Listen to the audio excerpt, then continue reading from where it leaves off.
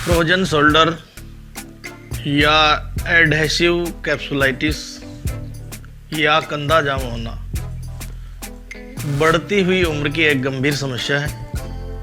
आज हम इस पर डिस्कस करने वाले हैं विस्तार से। आपको इसके कारण, इससे बचाव के उपाय, इसे ठीक करने के घरेलू उपाय या इसको ठीक करने के लिए एक्यूप्रेशर ट्रीटमेंट पॉइंट आपको बताने वाले हैं। आप लोगों से निवेदन है, इसको पूरी तरह से समझने के लिए वीडियो के अंत तक बने रहें। तो सबसे पहले हम इसके कारणों पर डिस्कस करेंगे कि किस कारण से ऐसा होता है। जैसे कंधे में चोट लग जाना, या कई बार सो रहे हैं तो लगातार एक ही हाथ सिर के नीचे दबा रहता है या कमर के नीचे दबा रहता है, तब यह समस्या आती है।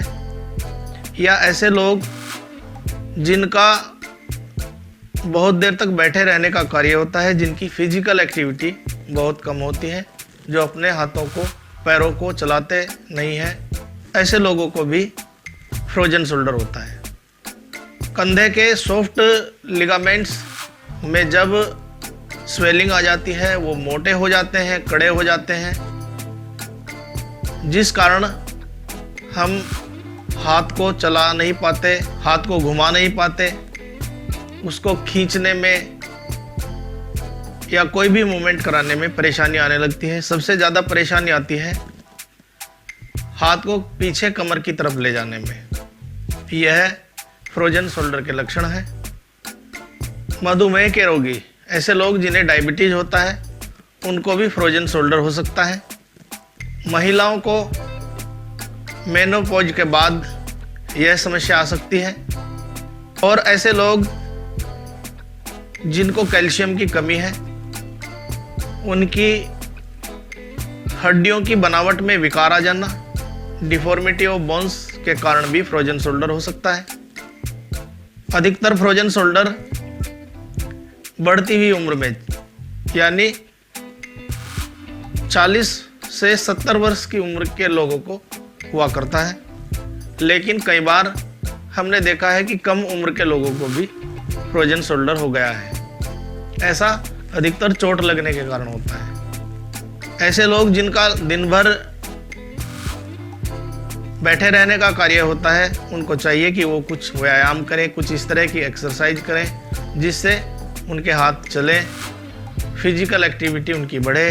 गर्दन को कई बार घुमाना चाहिए सुबह शाम।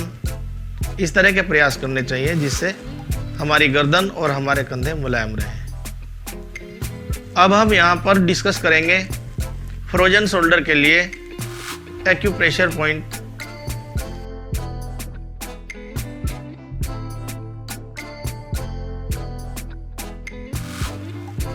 के बारे में। कौन कौन से पॉइंट इसमें बहुत अच्छे परिणाम देते हैं, उनके बारे में आपको बताने वाले हैं। सबसे पहले जो हम पॉइंट आपको बताने जा रहे हैं, वह सभी पॉइंट हम आपको सुजोग थेरेपी के अंतर्गत बताएंगे।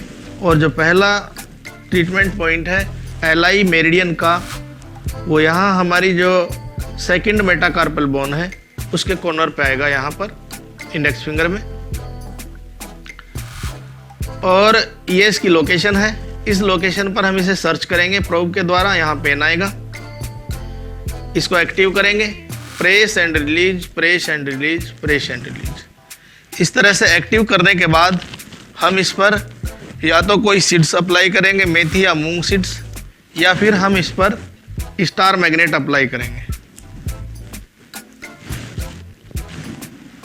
LI15।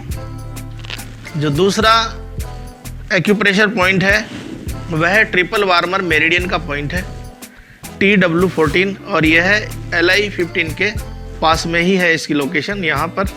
इसको भी इसी तरह से एक्टिव करेंगे। एक्टिव करने के बाद इस पॉइंट पर स्टार मैग्नेट अप्लाई करेंगे।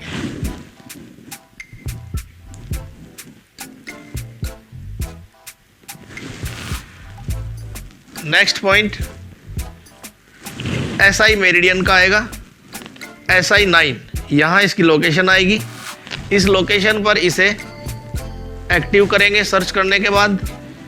और जब एक्टिव हो जाएगा, एक्टिव होने के बाद हम इस पॉइंट पर भी स्टार मैग्नेट अप्लाई करेंगे।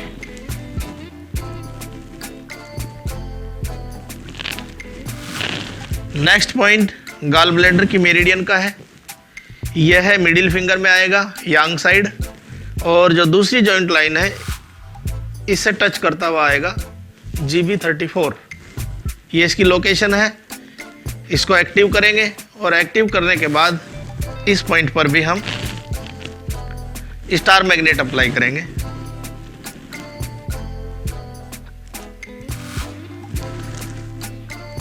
इस तरह से। नेक्स्ट पॉइंट, यह सबसे ज़्यादा महत्वपूर्ण है फ्रोजन शोल्डर के लिए, और कई बार हमने ऐसा भी देखा है कि केवल इस एक ही पॉइंट से फ्रोजन शोल्डर में बहुत जल्दी आराम आ जाता है। पहले दिन से ही हाथ खुल जाता है, कंधा खुल जाता है और वो हाथ को मूवमेंट कराने लगते हैं ऐसे लोग। तो यह बहुत चमत्कारी बिंदु है, बहुत अच्छे परिणाम देने वाला, लेकिन इसकी लोकेशन आपको बहुत अच्छी तरह से सर्च करनी आनी चाहिए। यहाँ जो मिडिल फिंगर है, इसके जो मिडिल फ्लैंक्स है, इसमें इसकी लोकेशन है यहाँ पर, और इस लोकेशन पर इसको हम सर्च करेंगे। सर्च करने के बाद इसको एक्टिव करेंगे। एक्टिव करके इसको स्टार मैग्नेट इस पर अप्लाई करेंगे। ऐसे स्टार मैग्नेट अप्लाई करेंगे और थोड़ा दबाव देंगे। तो यहाँ पर जो पॉइंट हमने आपको बताए हैं ST38, GB34, SI9, TW14 और LI15, ये सभी पॉइंट एक प्रोटोकॉल बनाते हैं फ्रोजन शोल्डर के लिए, एक बहुत अच्छा प्रोटोकॉल।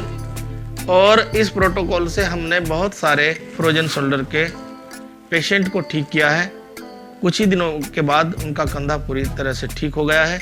जबकि इसके बारे में बताया जाता है अगर किसी को फ्रोजन शोल्डर हो जाए तो इसको ठीक होने में लगभग 6 महीने का टाइम लगता है। लेकिन एक्यूप्रेशर में हमने बहुत सारे लोगों को ट्रीटमेंट दिया है और वो बहुत जल्दी ठीक हुए हैं।